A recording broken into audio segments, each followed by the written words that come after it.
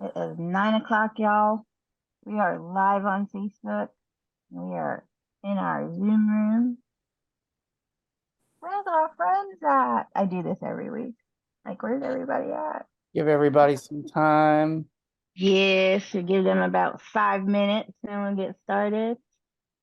So I told Ted that we were going to do a different process this week instead of people emailing in for their prize. So I'm going to put your name down if you're here on live. Just put your name in the chat on Facebook Live. And then at the end of the Zoom, I'm going to put all your names in my bathtub. Draw a hat. Well, draw a tub. He draw a tub, I guess. I'm going to draw from the tub. We're going to draw a tub. I'm going to send you a prize. Okay? So you don't have to. We don't have to have a secret word anymore. So if you see The only trick is that you just have to join us here on You Zoom. just have to, exactly, either Hang out join with us for an on hour. Zoom or on Facebook. Put your name in the chat. You could just put your first name. I'll message you later if you win. Win some swag at the end. Yes, swag. Get Ted and some I, conference. yeah, Get Ted some and I are conference attire. though. Video down and Facebook. Can't find it. You don't get to win. It's no fair. Nope, we are excluded. Excluded from winning. It's It's okay. All right. Hold on. I better fold these like 3 times because I can see the names if I just do 2. And then people will say, you chose so and so for whatever reason. nope, Okay. you can't see them. Can't see the names, can you? Can't see the names. Absolutely not. All right. So Has anyone looked at the exhibitor page on the conference page yet? Because we got all the exhibitors posted and their links, and you can check out some of the exhibitors tables that are coming. Just a little info of conference stuff because we're getting amped up for that as that's getting closer. Definitely check that out on your free time. y'all, it's Volunteer Appreciation Week. It You is. guys, yes. So if you guys work with volunteers in your job or anywhere, church or nonprofit organizations, appreciate your volunteers. Tell them thank you. We could not do AMCSI without our volunteers, so we absolutely appreciate them. So let's send love every day this week until the end of the week. I think it goes through the 27th, something like that. Yep. We appreciate our loons, our volunteers, our donors, our sponsors, because I really feel like they're volunteers too, because they are asking for donations on our behalf. Bryce, thank you so much for reaching out to your company. You're welcome. Bryce secured a $2,000 donation from Websterant.com. Their awesome. Company has a charitable giving foundation. I never. Cool. I actually never knew we had old charity organization.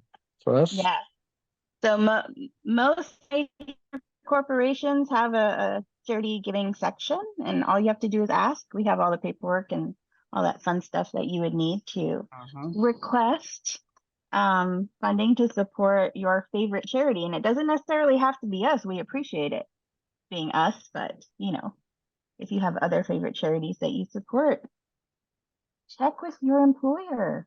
You just never know. Uncle Rod, how are you today? Uncle Rod. How's it going? Hey, happy Tuesday, everyone. How's everybody doing? Happy Tuesday. How you feeling? I'm here. I hear you. I hear we that. are here too.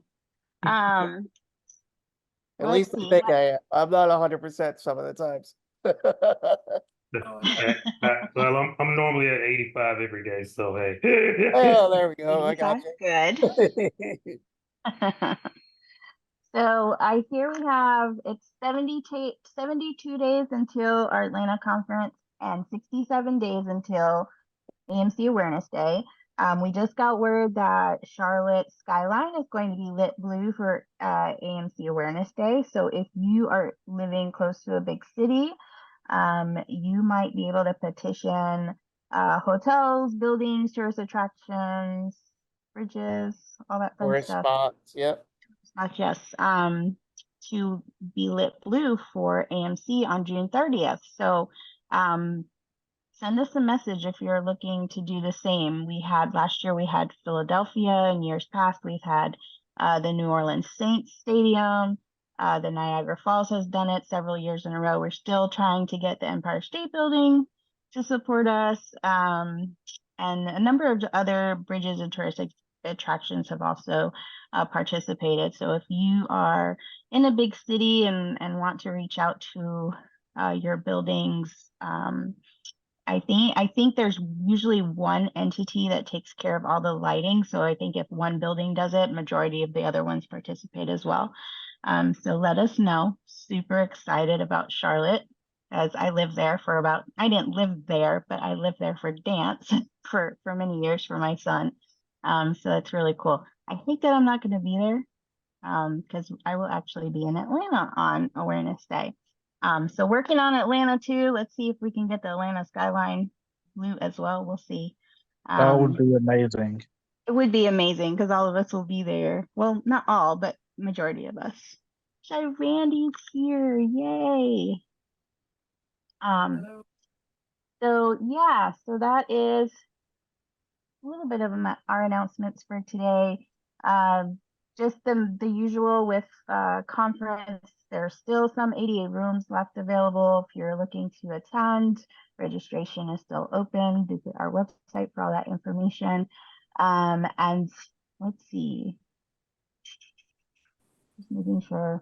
Oh, and the scholarship for the conference has closed, unfortunately, but there might be an opportunity to apply for another one. I'm looking to see about getting more funding, so just keep your eyes and ears peeled for that. We will see. If it's not this year, it might be next year. So tonight we have a special guest, and he's really not a special guest because Chris is here every week with us, but he gets the spotlight today. And I texted him, and he freaked me out because he said, "What? Wait, what? I'm supposed to be on tonight?" So I know that many of you guys know who Chris Hartwick is. He has been with he's served in many roles for AMCSI over the years, since probably we reeled him in on a third conference, right, Chris? Something like that. Something like that. Yeah, we reeled you in, and then he still actively volunteers with us, helps us out whenever we need assistance with graphics or t-shirts or whatever. I understand that you have fun hobbies like swimming, reading, cooking, painting, Yes. doing all kinds of graphic designs, building Legos, face painting at our events. So, yes. Yeah. I love reading. I'm trying to get back into. I was out for a couple of years and just got too busy. And then I'm like, you know what? I need to read more. So, and I love science fiction. And right now I'm reading through Robert Jordan's Wheel of Time and nearing to book 2. Okay. We all know that Chris does love board games, right? So those are all your favorite hobbies, but we want to know more about you, Chris. So tell us, like, from the beginning. Let's backtrack a little bit and tell us about your life and then where you are now.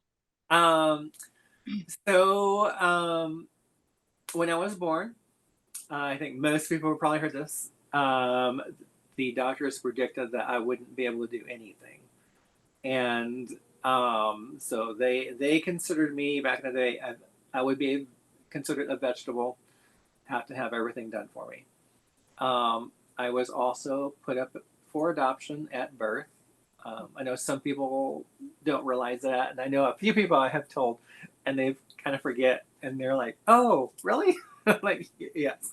So somewhere in that beginning years, up to age 4, I also had tendon releases done and something on my left leg. I have no idea. If you see me in shorts, you'd see this long scar that goes like halfway down, starts at halfway down my thigh and then goes past my knee.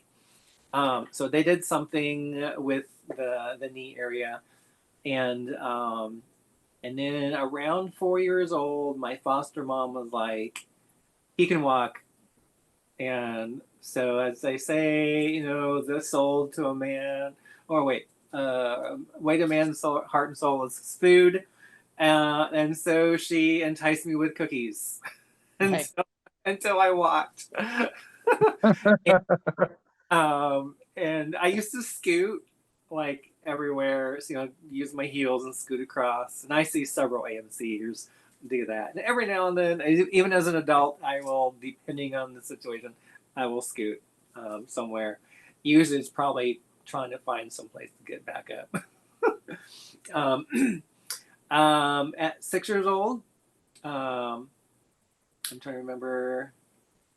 Oh, there was one thing I do remember that was pretty crazy. So not long after I learned how to walk, I was being one of those independent kids, and I'm like, I can do this. I can do it. And so I remember that the back stairs, I was walking up them, and I decided not to lean against the handrail like I should have. And lo and behold, I tripped and I fall on the corner of a cement step and punctured my forehead a little bit. And so, of course, I don't remember terribly crying or anything, but I sat down and just watched the blood drip all over. And then finally, my foster mom comes out and said, like, "Oh my word, what happened?" Rushed me to the hospital.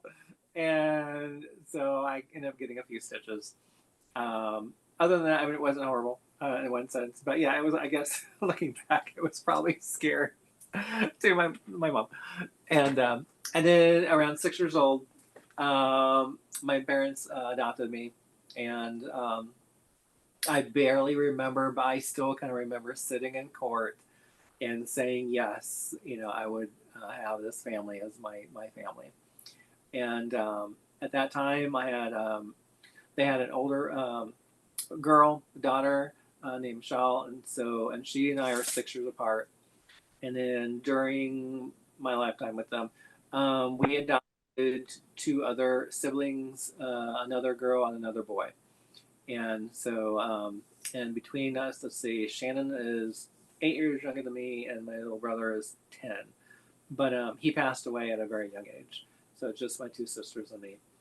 And but they were, like, raised me like, hey, do this, or we kind of let you figure it out. I do remember going to physical therapy and occupational therapy and stuff. I did visit when I was growing up Shriners in St. Louis, because I was close to St. Louis at that time. And I think during my time, my generation, I felt like I was more like a guinea pig.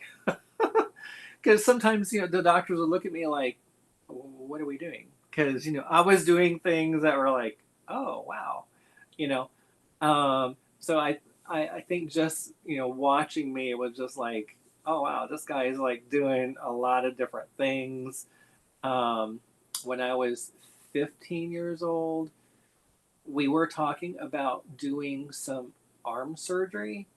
And I don't know, well, see, I don't know if I can do this in here, but my arms basically are bent, like you can see, and they were going to lengthen at least one of them, and wasn't really sure, and Mom and I were talking about it, and she was kind of like, well, you're old enough now. I will let you actually make this decision, and I chose not to because I was doing so many things already that I was afraid it would mess me up, so to speak, and I wouldn't be able to be as active and do things. I can't physically use my hands like a lot of other AMCers. I still use my arms in certain ways that help me throughout my daily life and doing things. And so, um, you know, I guess at first I didn't really think a whole lot, but every now and then I thought, what would happen if I had surgery? And in one of the conferences, there was a doctor that was like explaining and talking about surgeries, and he did kind of mentions like, well, just because there are surgeries out there doesn't necessarily mean you have to have them. And he brought up also like if you can't use your hands, whatever. And then I'm like, oh hallelujah, I feel validated. I make the right choice. And but at the same time, it's like I have had other surgeries, and so it's been neat to see growing up. Also, just figuring things out. How do I get dressed? For a while, up to close to teen years, my mom and dad always helped me. And eventually I figured out how to do several things by myself. My dad made this, is what I call my stick. And I'm trying to get the camera. There we go. And it's just a pipe, plastic pipe with some dowel rod inside. You have a new message from mom. Plastic end and some nails. And so that we started using, like pulling up my pants, pulling up my socks. And now I have them like almost everywhere in my house. So I have a long one that I use to pull out laundry. I have one in the kitchen. I have one in my bedroom. I have one I carry with me all the time when I'm out and about. And so that has been a great thing.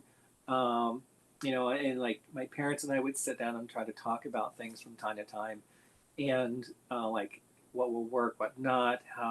We figured out how to brush my hair. By I think at that time we we added, there was like a little divider in our bathroom, so we stuck a little I don't know what you call it, like a half wood block that could squeeze a handle of a brush into it. And whenever I needed to brush my hair, I just leaned up against it and just moved my head, and then turn around and maybe shift the brush a certain way. And that's how I figured out how to brush my hair. Up through college, I still had some issues with fastening pants. So that was still a thing that I couldn't figure out. Getting slip-on shoes and whatnot helped. When as a teen, I wasn't active doing different things, but I did do things. I figured out how to play ping pong with my mouth. I guess going back a couple more years. So when I was 8 years old, we got a pool, and I didn't know how to swim at that time, but my sister did. And one day I remember I was sitting at my wading pool watching her swim, and she looked over at me and was like, "Hey, do you want to learn how to swim?" And I'm like, "Okay." So she taught me how to swim. She had been a lifeguard for a couple of years at church camp and things like that, and so she knew all the stuff. And then they took me to the Y, and I joined the different kids programs how to swim, and I love swimming. It's probably my favorite exercise because I don't have to worry about leaning on my legs all the time, and I'm buoyant, so I can float, and pretty much that's how I look at it. It's like, I could probably out tread most people because I can hold my breath a certain way and just keep floating and just lightly move my legs. And then in high school, I figured out how to play volleyball a little bit. And then my senior year in high school, I played soccer. And then I'm trying to figure out all those. Oh, for a while, don't have it with me. Really young, learning how to eat was interesting. There was, when I was in first grade, there was a shop class at a local high school that created a feeding device for me. and it was huge. It was cool, but at the same time, it was very bulky, and I was like, "Oh my goodness!" Even my parents were like, "This is heavy." We have to, because it was basically a whole tray thing. And so Dad was a sheet metal worker, and he figured out how to make this tiny little thing that's almost the height of like a cup, like a 10 inch. What do you call those plastic cups, like solo cups or whatever? And it had a detachable mouth thing that held your spoon or fork, and you could swap it out for whatever. And that was like a godsend. We were able to figure it out, and it's like a little tripod that folds up.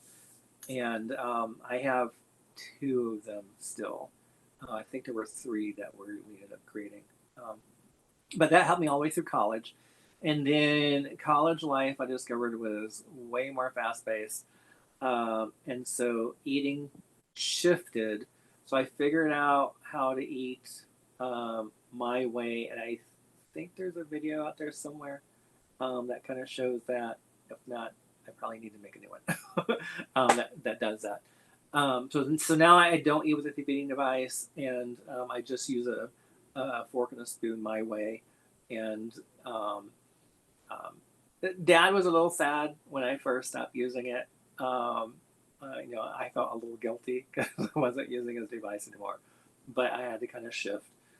The nice thing is, though, I have thought is like, if I get to the point where I can't be as mobile as I am, I might have to revert to using it again. Mhm. But just growing up, my parents were, stern in a way. Sometimes I was like, I balked. I think as most kids are like, oh my word. But at the same time, there were times where I really wanted to do things, and I think my Mrs. Michelle was not physically challenged, and she was kind of like my idol, and so I kind of like watched her, and wanted to be like her.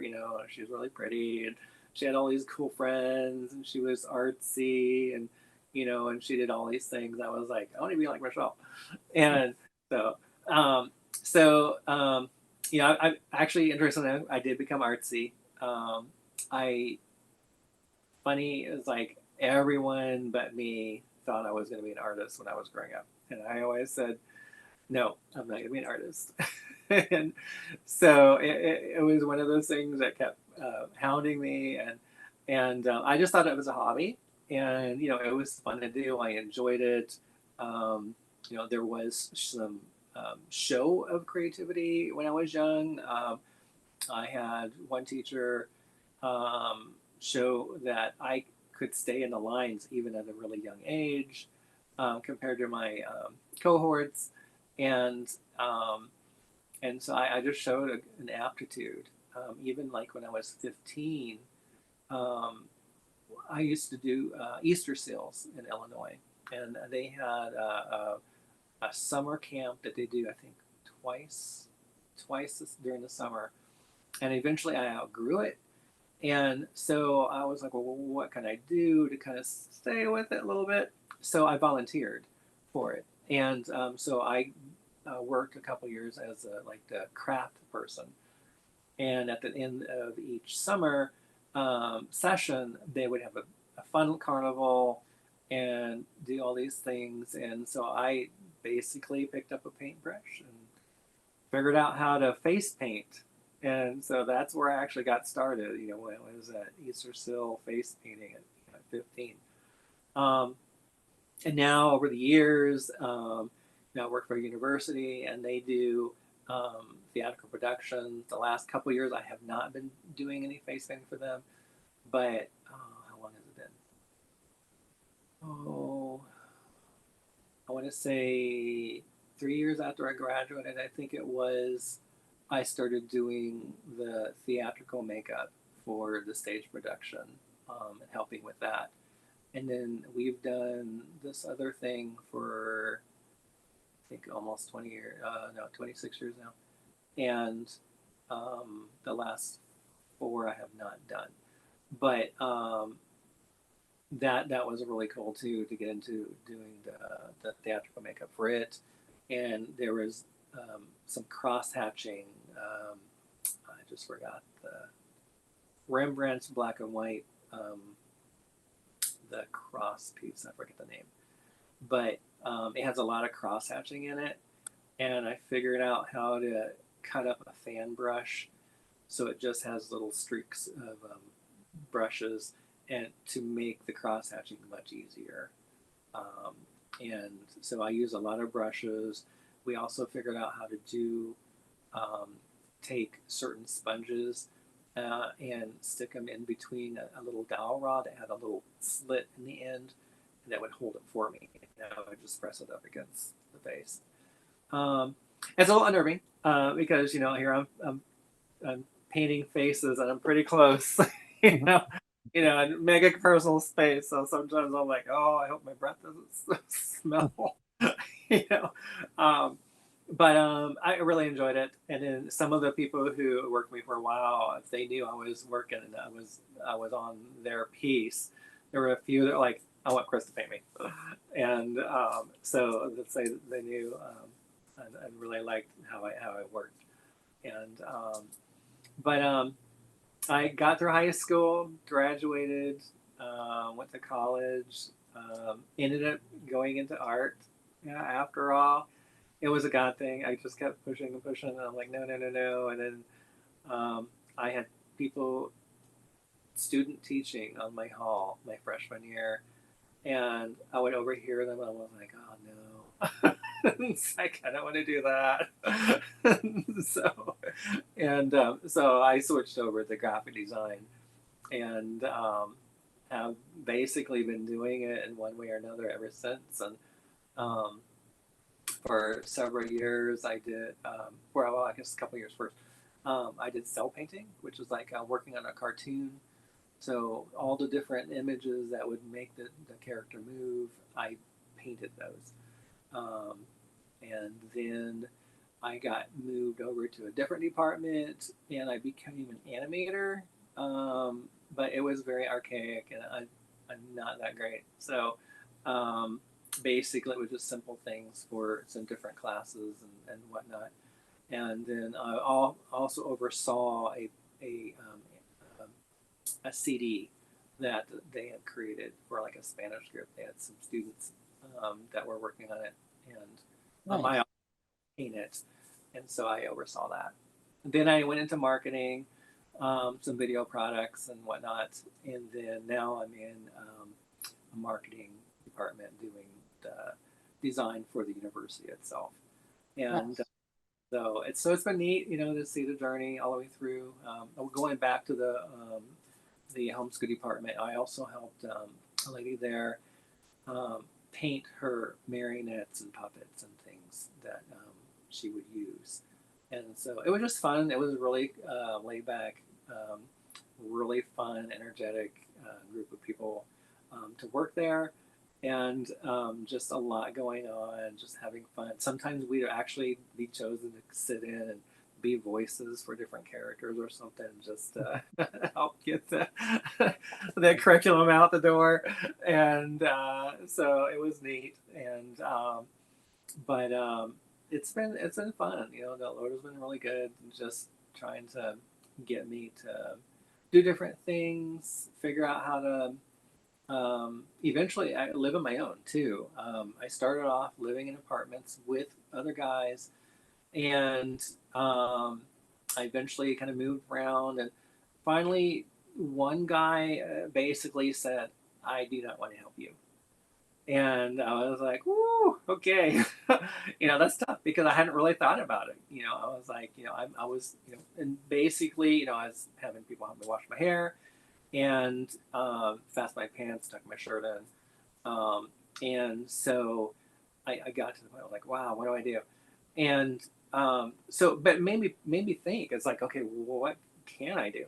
So I was probably the person who started the whole pajama pant thing. Because pajama pants, they're fully elastic, and I discovered type of pants that work for me specifically. And so for don't know how many years, I wore pajama pants because those are ones I could find, easily. And eventually, I found certain sites online that, had fully elastic pants. And so I bought, pants, and I've got a couple that I guess are considered chef pants and stuff. But I'm finding pants that really work with me. And even though I love wearing shorts, I can't wear shorts very much because for me, shorts are much harder for me to work with. So I discovered personally, like for me to get my pants down easier, it's easier for me to step on my hems and kind of wiggle them down. So that way, as I'm aging, my teeth are wearing out because I use my teeth so much, and that it's helping a little bit. And in the last couple years, I'd also discovered horseshoe toilet seats are great too, because they have a little bit of a grip the way they're made, that I can kind of lean my hip into the one side and push the one side up, kind of rotate to the other side and push it up, and I can get it over my hip, which also helps save my teeth, my mouth from the pressure of using my stick all the time. And it also saves my pants from getting ripped as easily without my stick normally would do. And I figured out how to button my shirt with my mouth. And I think Ani has a video somewhere of me Too. doing it. Oh, we can probably post that. And actually, if you're connected to me on Facebook, I think it might be on my Facebook too, under videos and things. But just figuring out, just daily things, getting dressed easier, like the pants, and what can I do more. Going back when I was a teenager, I asked my mom one night if I could learn how to cook, and she's like, okay. And so I figured it out, starting mixing and matching, leftovers. Eventually, I would watch shows here and there. And of course, I watched my mom and grandma enough that I was like, oh, I think I can do this. And I think by the time I left for college, I was probably cooking 75% of the meals. And, it's a little tricky trying not to burn yourself, but it's not horrible. It wasn't bad. I figured out little ways to do things. And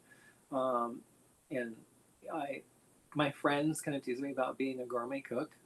I just like to cook what I like. And, a few people know, it's like one year I actually did try out, and I'm kind of glad I didn't get it, but I stepped forward. I went to an interview for Hell's Kitchen, and I was very nervous because I was the only person without a chef suit on. Of course, the only person who was physically challenged in it too, and I'm like, oh my word. And I walked away after. I was like, what am I thinking? It's like, this is crazy. But at the same time, I'm like, you know what? I did. I went to an interview and I did it. And so it was exciting. And but too, I'm still living by myself. After that situation with that one roommate, eventually I decided to move out. I went to a rental home and tried it, and there's friends who were there all the time. And then I guess 16 years now, I bought a house and I'm living by myself. And periodically, I will get a roommate to help with finances and things. But I can do it. And it's like I didn't think I would be able to, and so here I am now. I fold clothes with my feet. I can cook. Cleaning may not be the greatest, but I can clean, and I just do what I can. And sometimes it's crazy and difficult, but at the same time, it's like I'm doing it, and just figuring things out, sometimes on the fly. Some people are like, well, how do you do that? And I'm like, sometimes I really don't know. Sometimes it's just, I think there's that creative mindset that I was created with, that boom, I just think of it, I can do it. I will try sometimes just to make sure I'm doing it the right way. And then other times I think as I'm looking at it, I'm already formulating something in my brain. I'm like, okay, I can do this if I do that, and can get it accomplished. And there are other times, I will have to ask for help, and I think that goes for everyone now. Everyone I know, even able-bodied people, we have to ask for help, somewhere. And I think it's being able to do that, and I think also accepting that I have limitations, and there are certain things I know I can't do. Like I know I want to play football, or baseball, but that's okay. I can swim. I did karate.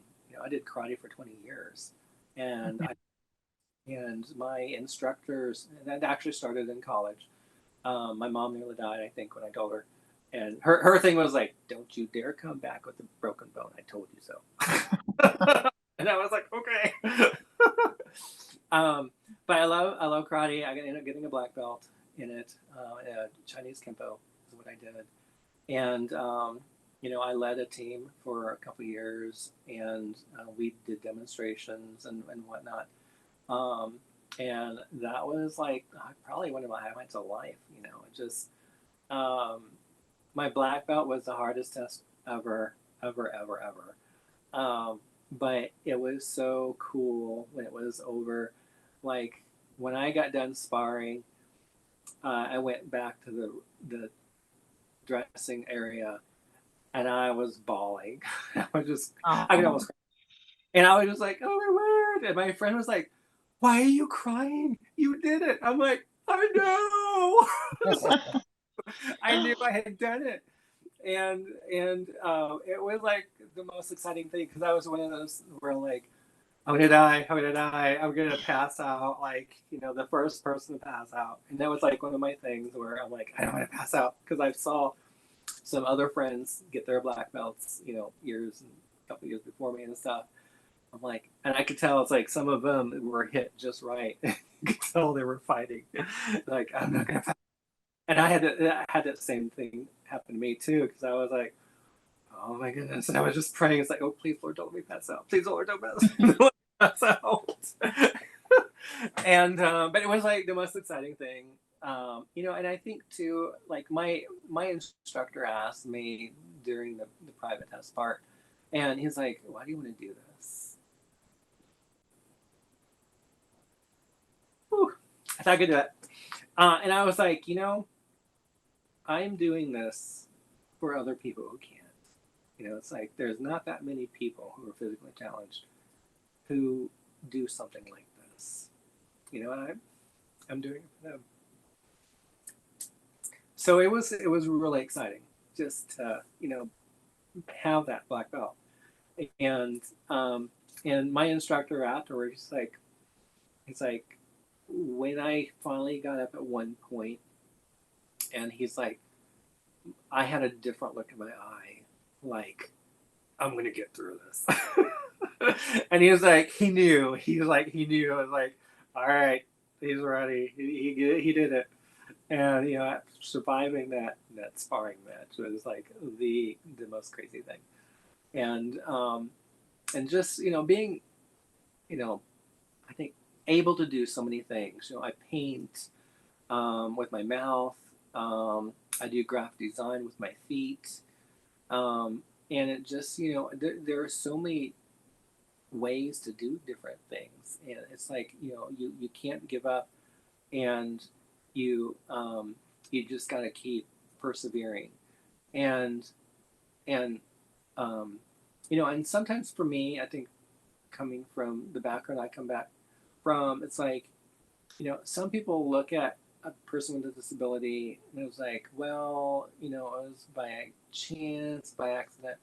And I'm like, no, it's like, I know the Lord made me, and even there's a scripture thing in Psalms that says, I was made in the belly and God knew.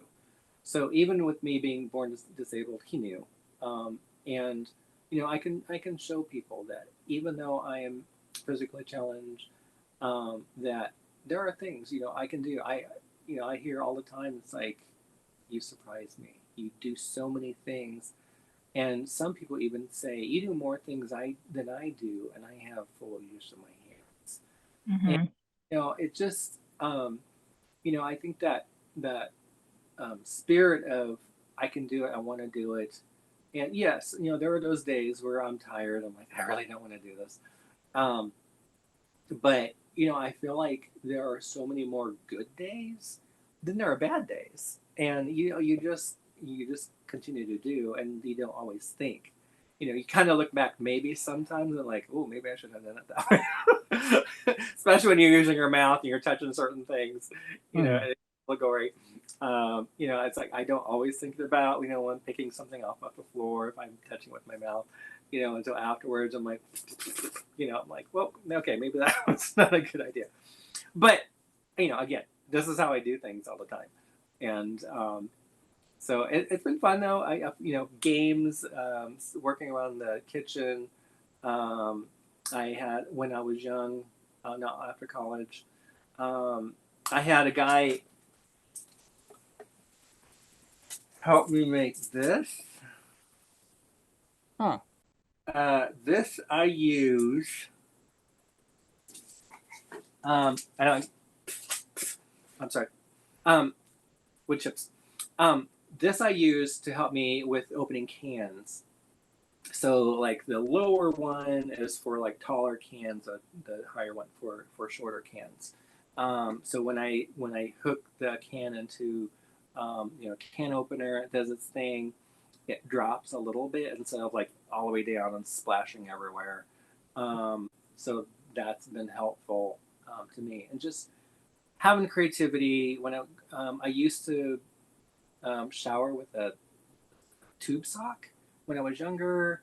My dad and I figured that out. Just stick a sock in, grab the end and the middle to get my upper body, and then release it to get my back and my stomach area and lower. And then one year I switched over to using a loofah with a shoestring. I don't recommend that for kids. But roll the shoestring up, put it in my mouth, and the further down I need to go, the more I release. And of course, I'm pretty much dancing up against the wall, with the soap and stuff. But I usually, do a pretty good job at, washing and just trying to be creative in how I do it.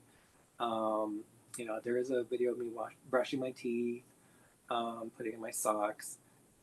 I want to do more videos. I think even like Misha had done some videos, how-to videos and things, which is really cool to see different people. But I know, I have different things I like to do, and I'm like, I probably should do video and just show people how I do, because I know there are other AMCers like myself who dance, and it would be helpful for them as well. And so that's kind of it in a nutshell, any questions or any other things? You're a warrior. Chris, how do you get stuff out of the oven? Carefully. So my stick, for one, I showed you earlier. Now my oven right now that has a fairly easy opening, so I just pull it with my hands. I just have to hold it just right and pull, and then I can use my foot to push it down. But then I use my stick to pull out the shelf, and then I use it to push stuff in. Now for the pots and pans, I prefer, I don't have any on me right now. Okay, well, this can work. Guacamole. So this has a little lip, so my teeth can hold on to it. And I prefer like the kind of the older, I guess, aluminum pans that have a little bit of a lip, so I can grip. And so even if I put a little towel or a hot warmer thing to grab, then I can do it. And then I just lift up and put.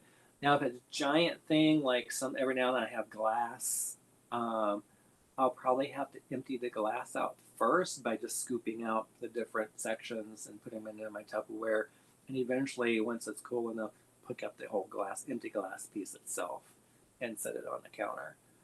Or if someone's nearby, I'll just ask them to pull it out for me. Pots and pans themselves, as long as they have a decently smallish handle. I can put them in my mouth and move them around. And I have a pretty strong jaw so far. And, I've lifted, pots that I probably shouldn't with, halfway full of water, and sink to the counter and all. But, it's just one of those things. I have to do it, by myself. So I do it. And, Do you usually wait until things cool down before you grab it with your mouth and your stick? no, I will. There was one time I touched one of the shelves that was hot I was bare chested Oh, right here. I got myself just a teeny little burn. And I want to say that's probably the most severe I've ever burnt myself, is because I realized I was too close and I just hit it. And I was like, woo! And then I come close a couple times, here and there. Oil, I think, is hard, splashing my face when I'm frying certain things. So, half the time I'm doing this with my eyes so I won't get popped in the eye or something, you know, as I'm turning the fried chicken or whatever. And it just, I don't know. Again, it's one of those things like I don't always think I'll just do it. so Chris, I had a question from the audience. Jennifer wants to know or would love recommendations on toileting. And I know that we have covered this at conference with you in the past. And I know that you probably have talked in several of the men's groups and maybe even personally yourself with parents one-on-one. And she did, say if anybody wants to message her privately, that's also an option. But if you are comfortable talking about those suggestions, because I know for those who might be watching at home might also have, so if you do not have use of your upper limbs, do you have any suggestions on how to? For my way, may not be everyone's way. I do know there's a couple others because we have talked. My way is basically I will get toilet paper and fold it a couple times. I forget how many. I know I have like a certain amount I usually pull off and fold it down.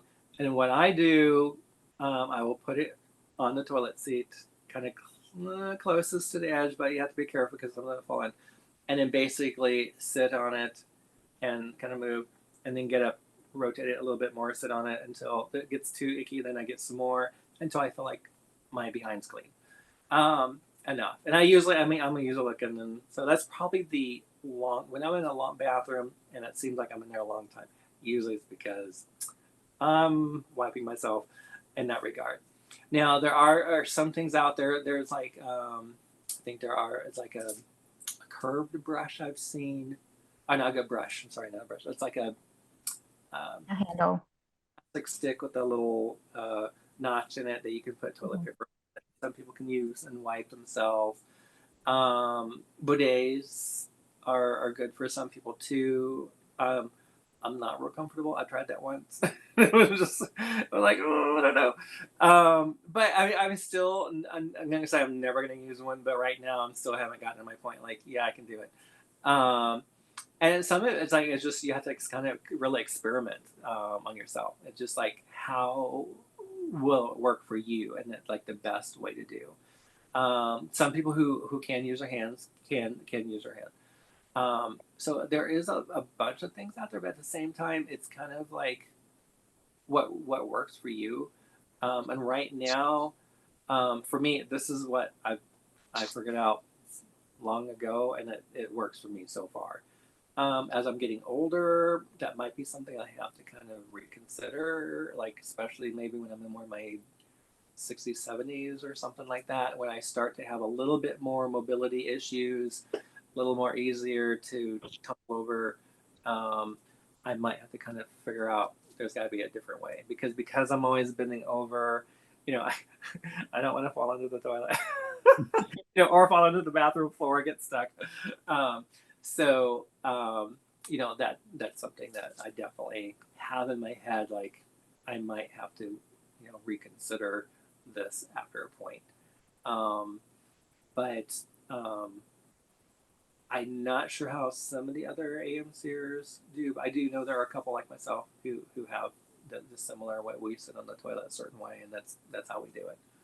And I am kind of picky. There is a point where I did stop wearing underwear. And it's kind of like, what?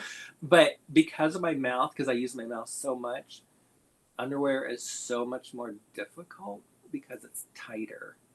And and it's just so much more difficult trying to get things up over my behind. And I have, I guess some people consider it the typical AMC booty where it's very curvy.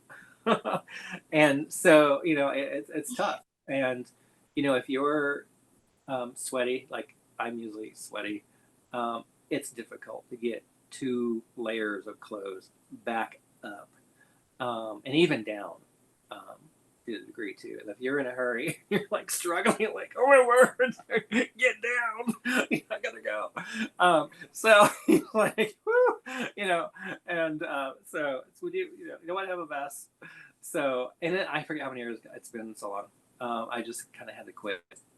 So it also makes it one of those things where you have to be careful that your pants don't fall down or they don't get ripped. So those are probably the things, to worry about. But bathroom,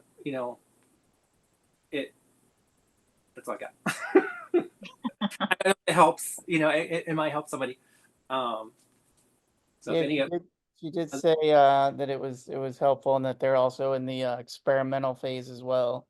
So yes. definitely thanks you for that. Oh yeah, yeah.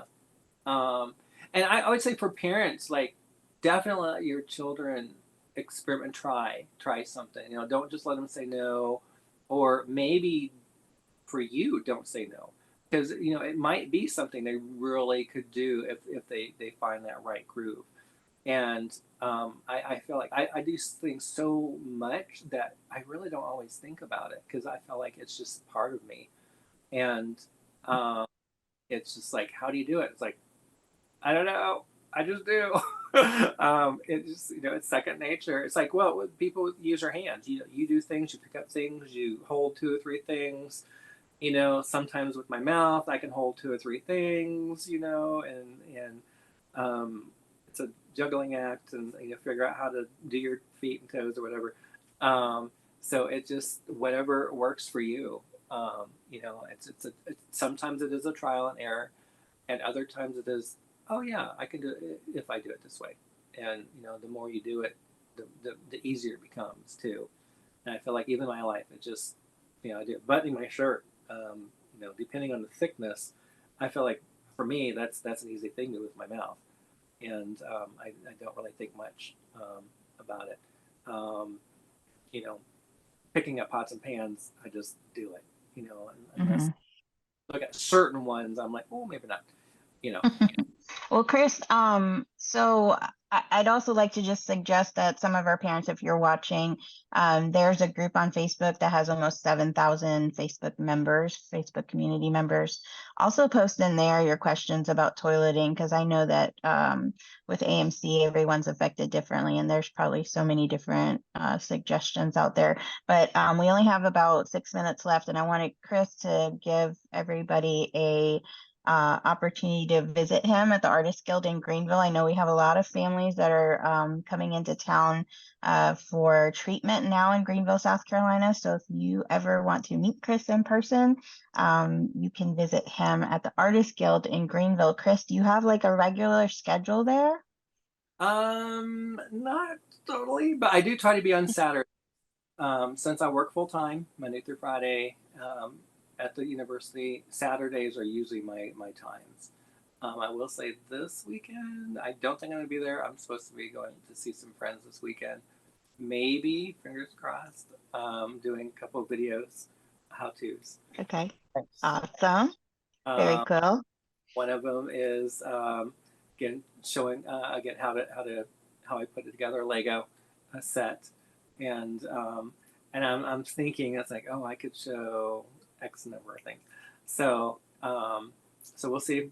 Hopefully, Lord willing, that'll come together this weekend. But I think, Awesome. And your artwork is on display all the time at the Artist Guild, so Yeah. they could definitely see your artwork if they miss you. yes, Correct. Okay.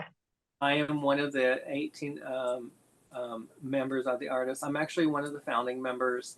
There were 21 of us at the beginning, and I think there are 5 of us left who started this like 16 years ago.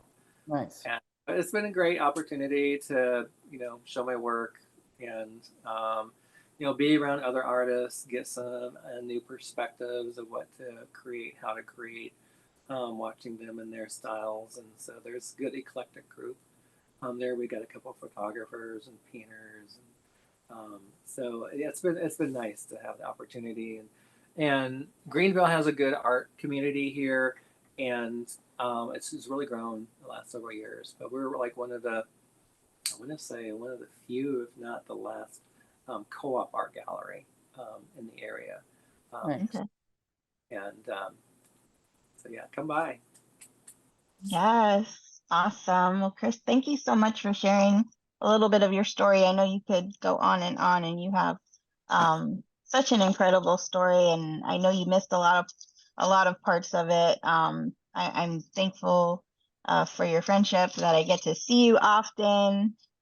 Greenville's really lucky. We get to see you twice a year at our meetups, and you face paint for us. And if you're coming to conference, and if your kid is under 12 years old, 11 years old, you get a ticket to face paint with Chris, which is really cool. So you will see Chris in Atlanta. And I am about to draw a name out of my bathtub. Let's see who the winner is for paint. All right, let's see. Oh, Chris, you get a prize for being here. Congratulations, Ben. That's awesome. I know where you live. I'll bring you a prize. Next week we are meeting.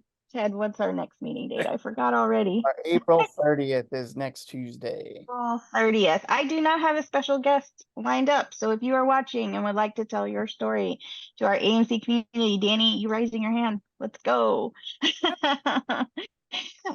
Shoot me a message and we'll get you signed up. We appreciate everyone that is willing to spend an hour with us and tell their story for our parents and the rest of our AMC community. We love you, Chris. We appreciate you. Love you guys. Absolutely. It's great having you here tonight, Chris. And we'll have it on Facebook. If anybody has any more questions that they'd like to ask, feel free to hit us up and we will let Chris know to get in contact with you. And with that, we want to say, so we're back here next week, like we said, April 30th. If you haven't registered yet, please do so. Hotel rooms, like Ani said, there's a few ADA rooms left. We're getting Abilities Expo is in Jersey. Abilities Expo is coming up May First 4th. weekend. Yeah, the first weekend. You're in Jersey. So that'll be a really cool event. If you're in that area, there's going to be a number of AMCers there. I'll be there. There. So come say hi. And I think that's it. There's a couple of meetups also going on in Ohio, in St. Louis. So don't miss those opportunities to get together with the AMC family if you can't make it to Atlanta. So we will see you guys all next week. All right. Hey. Be safe, be strong, people. Take care. We'll see you next week. Bye, guys. Bye. Thank you. Bye. Much love. Bye, Uncle Rod. Ciao. Ciao, Danny.